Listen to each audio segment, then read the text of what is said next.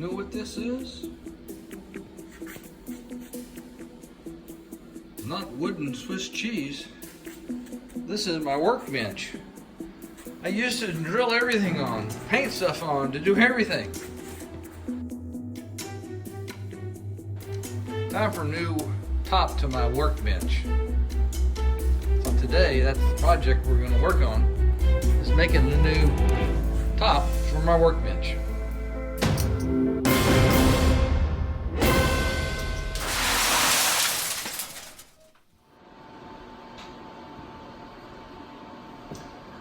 So this is my workbench.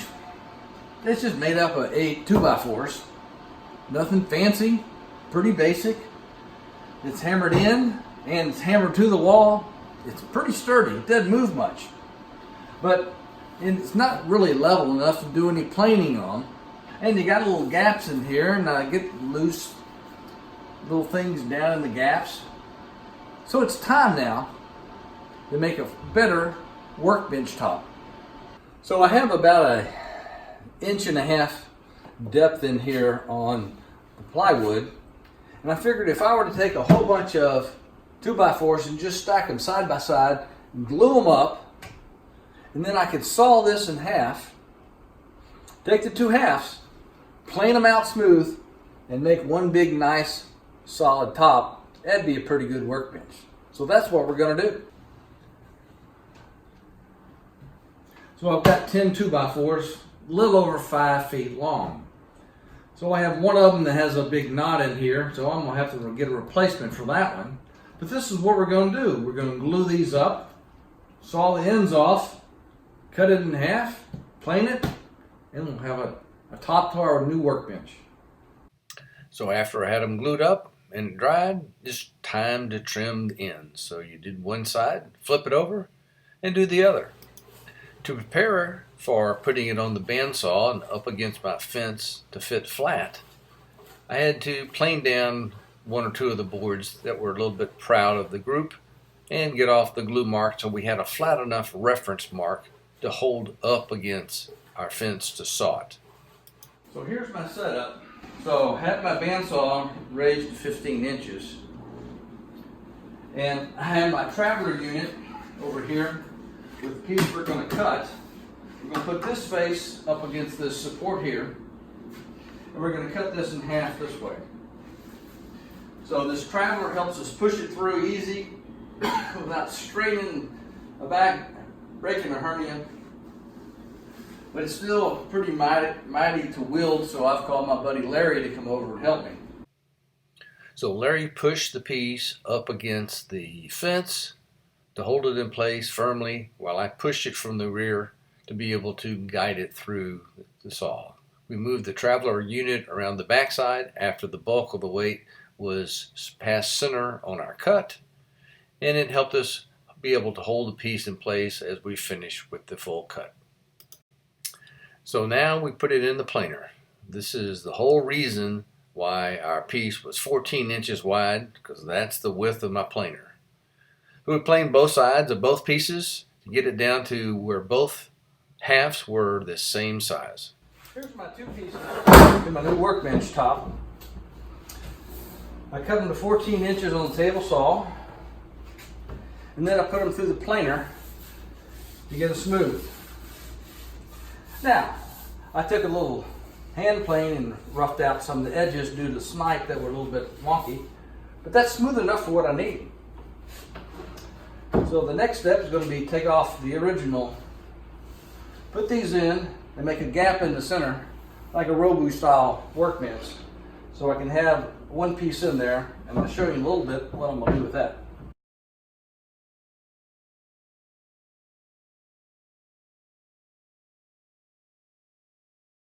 So from here, what I'm going to do is have a gap in here, of which I will be able to have a board that will fit in here like this, flush, only up about a 3/8, a half an inch, to where I can put it in the plane up against it. And then they'll be able to flip it over and make it flush. So that's what our plans are.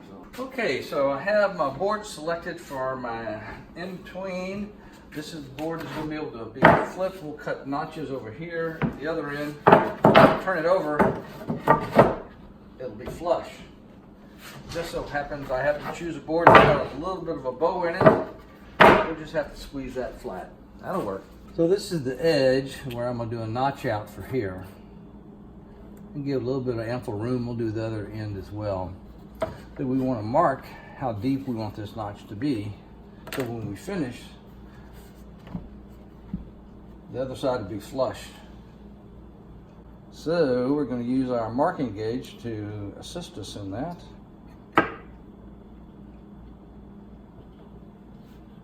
Now,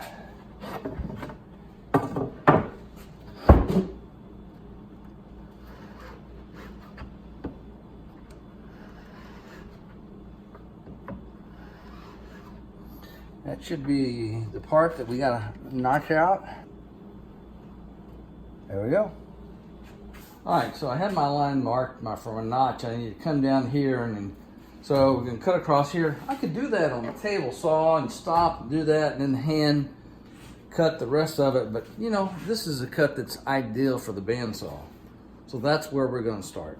So I have this set to where it's going to cut short of my line because I want to be able to hand shape that to get the preciseness in there. So now we're going to cut to here on both ends, and we'll turn it around and cut it there.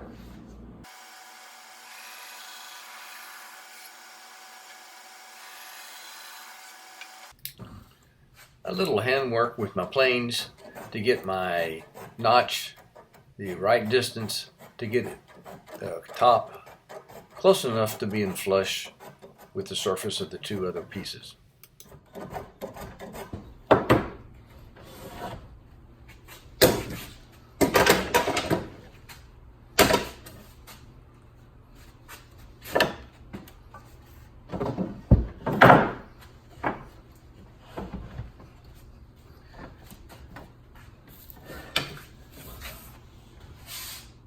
We still have a little less than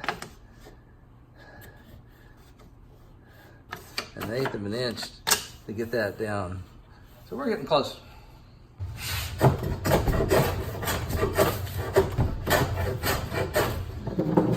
I'm going to put in this one 2x4 back here because it's got spacing for some of my tools and stuff. I'm going to put this in semi-permanent status. I'm going to put pocket hole screws, but I'm not going to glue it in case I want to take it out and upgrade it a little bit later on. This piece also serves as a backstop or a backboard to prevent anything from rolling off or getting stuck in the crack away from it. You can also put a piece of board up flush against it if you need to plane a larger piece.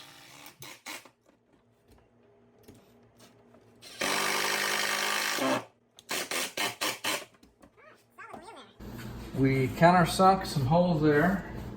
We'll have to put another screw down here.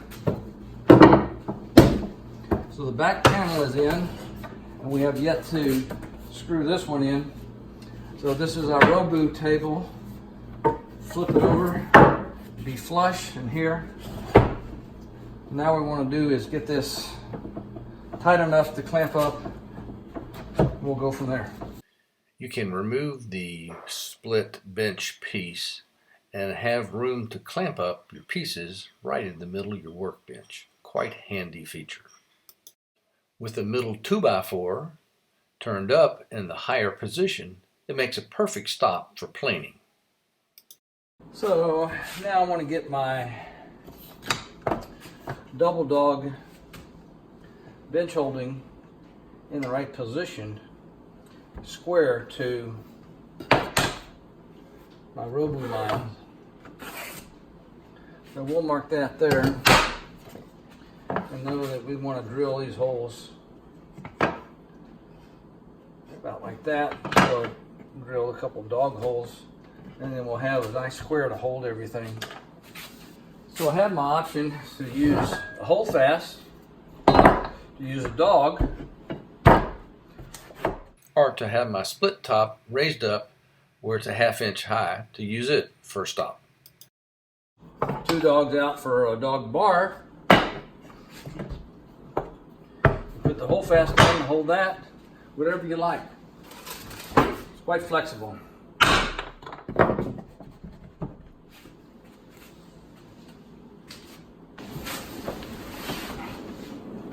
There we go. A redo of my workbench.